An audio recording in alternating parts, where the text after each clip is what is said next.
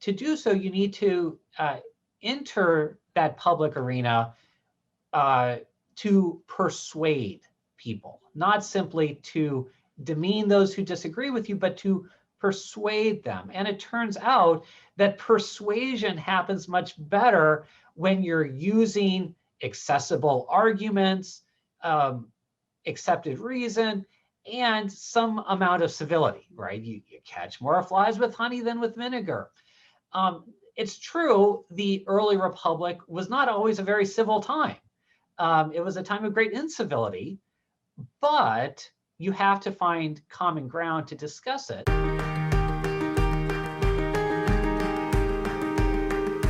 Hi, this is Tony Williams, a senior fellow with BRI, and we are very honored to welcome you to another episode of Scholar Talks. For this episode, we'll have Jonathan Den Hartog joining us, and he's going to discuss politics in the early republic. The guiding question for this conversation is, how did the ties of religion and politics shape the American founding and the politics of the early republic? So by way of introduction, Jonathan Den Hartog is a professor of history and department chair at Samford University in Birmingham, Alabama. He is a specialist in American political and religious history, and he has written essays for the BRI textbook, Life, Liberty, and the Pursuit of Happiness. He's the author of several books, including Patriotism and Piety, Federalist Politics and Religious Struggle in the New American Nation, which is the basis for today's discussion. So Jonathan, thank you for joining us. Well, thank you so much. It's a delight once again to be with you and to support this excellent programming. Right, well, yeah, you did an excellent previous scholar talk that everyone should check out on your essay related to the early republic. And one of the reasons why I really love your book, Patriotism and Piety, is that it really provides some really interesting character sketches, biographical sketches, and a really interesting history of the early republic on a topic I hadn't thought as much about, and how that confluence of politics and religion kind of plays out, especially for the Federalist Party. And a lot of our viewers should be very familiar with that first party system between the Federalists and Democratic-Republicans. I know most students talk about that in their classrooms. And so this will be very relevant for those classrooms. So if you're ready, let's jump into the first question. Now, almost all the founders, especially those in the Federalist Party, believed in this idea that religion was the basis of morality and virtue, and then morality and virtue was the basis for a healthy Republican government. And it's also closely tied to this idea of covenant theology in the founding and early republic. So can you explain these beliefs and maybe the logic behind it? Right. A couple pieces there, and let's just underline again that we are talking about that link between the American Revolution, the period of the Constitution, then into the first party era or system. I find the drama of the 1790s to be really interesting because there's a lot going on as the people involved didn't know what was going on. So as I went to investigate that, I was really asking questions about, what about religious commitments? And did that structure how the early political parties, especially the Federalists, developed, and how they also set themselves over against their Democratic Republican opponents? So that was really the driving question for my investigation. So then to think about several theological commitments, the first one that you talked about was that linkage that got articulated in many points between religious belief, religious commitment, and then morality or virtue. And the language that they used was really virtue. And virtue was seen as necessary for supporting a Republican government. So in fact, this idea of virtuous citizens in a republic mattered quite a bit. And of course, many people at the time would argue about that, and they would say, well, we know we need virtue. There might be multiple ways to get it. You might naturally be virtuous. You might find some people who are just generally upright, But really the best support for that is religious belief, that they formed the best, most virtuous citizens. And of course, many pastors would preach that the only way you could get that true virtue was through faith. And let's point out, for most of the people, this was Christian and even Protestant Christianity. Now, within that structure of beliefs, the piece you pointed to was a type of covenant theology. That type of idea really carries the connotation that God deals with collective bodies or corporate bodies, and makes agreements with them. Now that really arises from the Protestant Reformation, especially the heirs of John Calvin and the Reformed Protestant tradition. The place I see it in America most strongly is in Puritan New England. So thinking back to the 1600s, and it's articulated in places like John Winthrop's model of Christian charity, which is a great primary source that I'm sure many of our viewers know. But in the end of model of Christian charity, Winthrop talks about the way God is making a covenant with New England. Now, as you get into the American Revolution and afterwards, there are still some New Englanders who are talking in those terms. I think you can see a continuity there, but many others would not buy into all of those theological presuppositions, but they would still see a corporate nature of God's dealing with nations, right? God definitely deals with individuals, but also with nations, not in a exact parallel to the way he dealt with perhaps ancient Israel, but that there are both blessings and consequences for nations. And they might say, well, that's because obviously individuals will face a final judgment after death, but nations don't have that. And so both blessings and curses come to nations. And this would be any nation. This isn't that America is special in that way, but any nation will receive either blessings or curses. And the reason for that might be special, right? God might direct a special blessing or curse. But I think they'd also say that the corporate nature of things is that in divine providence, and they talk a lot about providence, there will be moral outcomes that if there is virtue, things will just go better. And if there is immorality and lack of virtue, things will just naturally go poorly. I was thinking about this.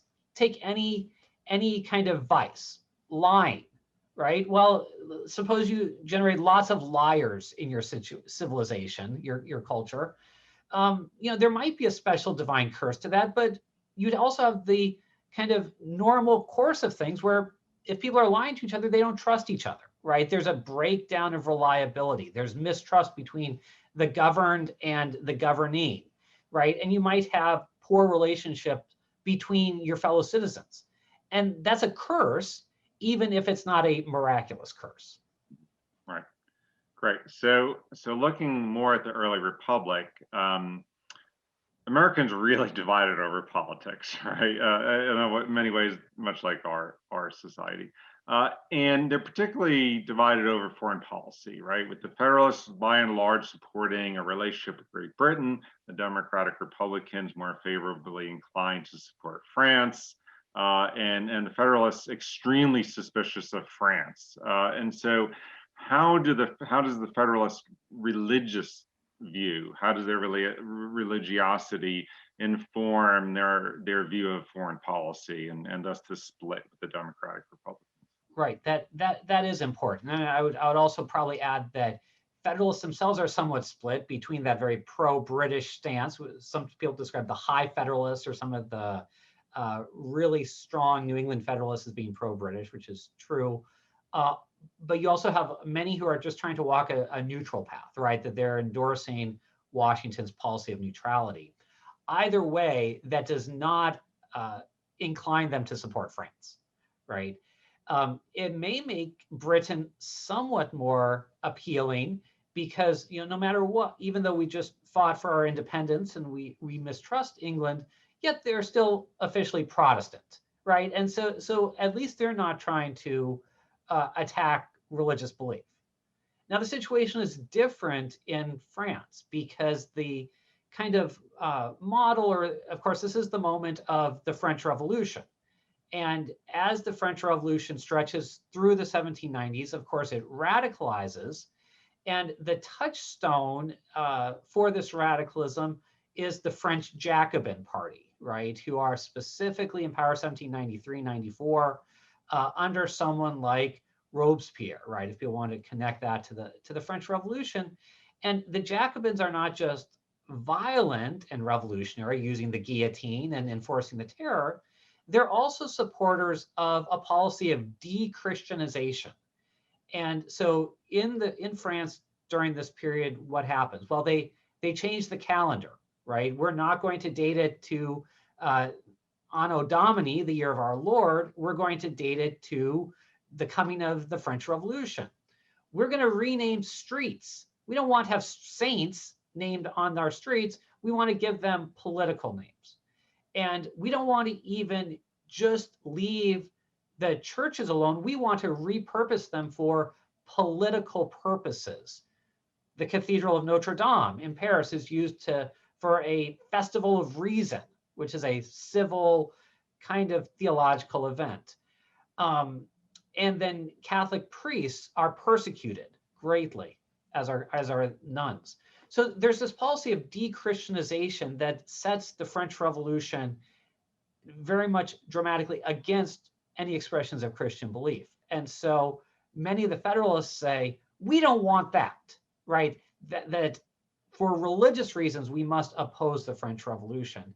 And we also must oppose it if there's the danger that it might be imported to our shores. So it's both a foreign policy, and then it ties into how they view domestic politics as well. Okay, great. And in that time period, moving forward into the early 1800s, so there's a severe criticism of Jefferson, especially during the election of 1800, and they opposed the Jefferson presidency. But then they also opposed what will eventually become a very popular War of 1812 once we win. And you seem to argue that the Federalists are bent on preserving their religious beliefs and religious beliefs throughout society, and that maybe at times they became a little too righteous, became maybe a little too rigid in their beliefs, a little bit too much, in terms of attacking their opponents or demonizing their opponents. Is that an accurate portrayal of things? I think that's on the right track.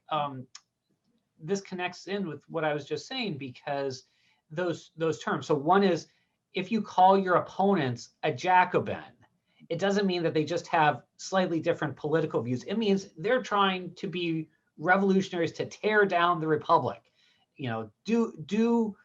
Random Democratic Republican in Virginia, do they really want to bring a guillotine out, right, and set it up in Richmond or set it up in Philadelphia? Now, there are a few who do, but probably most don't. So when you accuse your opponent of harboring those, political views that would attack religious belief, that's a very serious charge. So they accuse their opponents of being Jacobins. Another term they throw at them is infidels, right? They don't have faith. In fact, they're maliciously opposed to public faith. And so yes, it's at times we can say the rhetoric gets overheated. And of course, Jefferson is tarred with that Jacobin label, that from the Federalist perspective, Jefferson, who of course had spent time in France, had appreciated the early French Revolution, was that dangerous. And I think that we can say that is an overreading. One of my favorite moments comes in the election of 1800, when a newspaper editorial asked, or said, the choice in this election is between God and a religious president, by which they mean John Adams, right?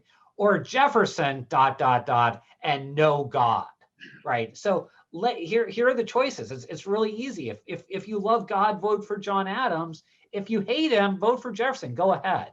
And so you might say that's an example of things getting too much overheated. One more point of overheating. Occasionally, I think some of the Federalists do listen to conspiracy theories, right? And so in our days, we're talking about conspiracy theories. One of the earliest ones happened 1798-99, when the Federalists say, oh, there's another plot by this shadowy group called the Illuminati. And so they were the first ones to say there's maybe even a conspiracy. And now the evidence is not there, shall we say. But the fact that they believed it was there is really interesting. So yeah, maybe one of the warnings is you need to have eyes wide open, even as you're bringing religious commitments into politics. Mm-hmm. Right. So the Federalists decline as a party. I mean, they disappear. Not too much of an exaggeration to say almost overnight. I mean, very, very quickly after their opposition to the War of 1812 and the Hartford Convention. But many actually still engage in civil society, right? They start Bible societies, that they start or join anti-slavery movements and so forth. And it seems that they're still involved in public life and trying to preserve that healthy Republican society, even as they're perhaps less engaged in politics. That's a major point in my book, is that even though they've many religious believers have really added a lot of energy to the Federalist Party, as the Federalist Party begins to lose after Jefferson's election in 1800, many of them redirect their energies elsewhere. And it's a dual process. There's the push, they're being pushed out of politics. They say there's less opportunity in politics, but also there's a pull that they're more and more engaged or interested in what we might call voluntary endeavors. And so, yes, they still see a commitment to serve the good of the nation, preserve the republic. But the way they see they're going to do that is not just by winning elections, but by shaping culture. So there's a sense that there's a public realm that is not political, that they can shape culture, literary culture, the culture of morals, the culture of discourse, the culture of gender even, in ways that will preserve the republic, even if they're on the out politically. So there's an important shift there that they say this is a better way to go. So that a culture of voluntarism, one thing I find so fascinating about this is these cultural developments are led by Federalists. Someone like Elias Boudinot, who's a Federalist and then is the first president of the American Bible Society. John Jay is involved, and others.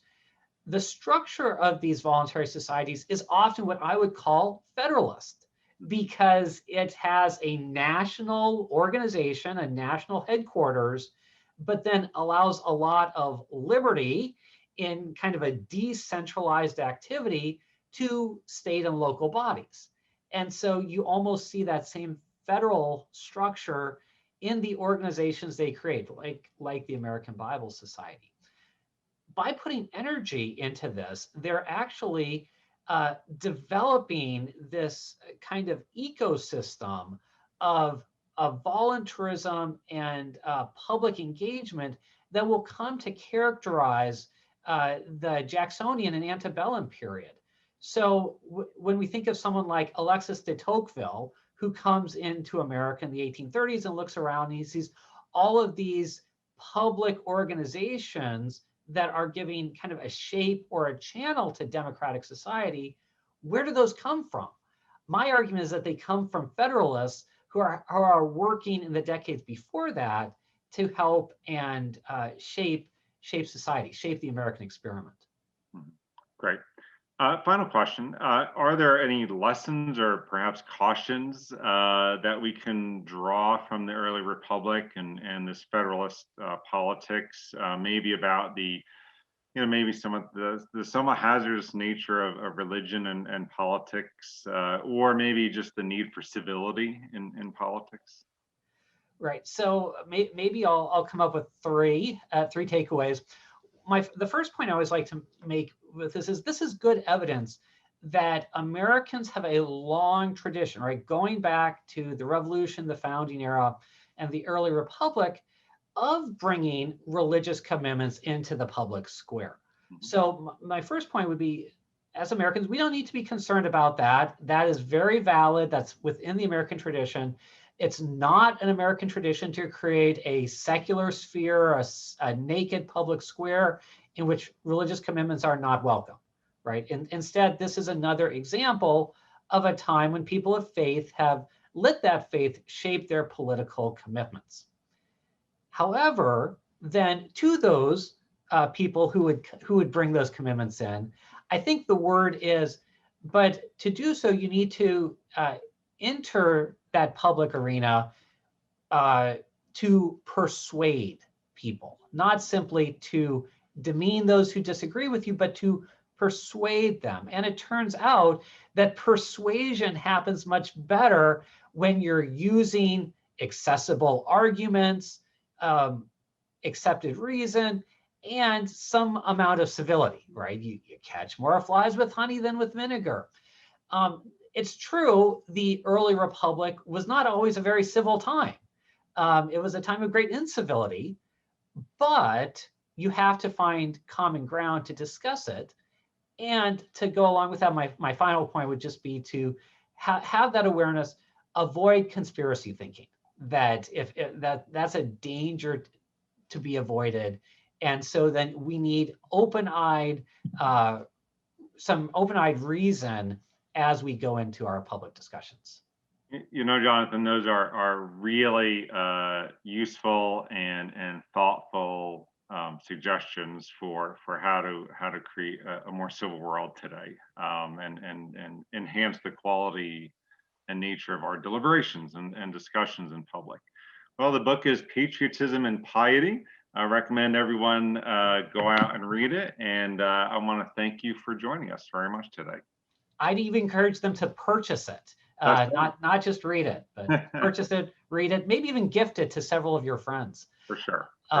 But yes, thank you so much. Wonderful conversation today. Great, thank you. Well, and thank you all for joining us. Please be sure to check out our recent series on the Cold War and the presidency with several leading scholars, and also be on the lookout for our upcoming series on pivotal battles in American history, and also Black intellectuals and the African American experience. Thank you for joining us.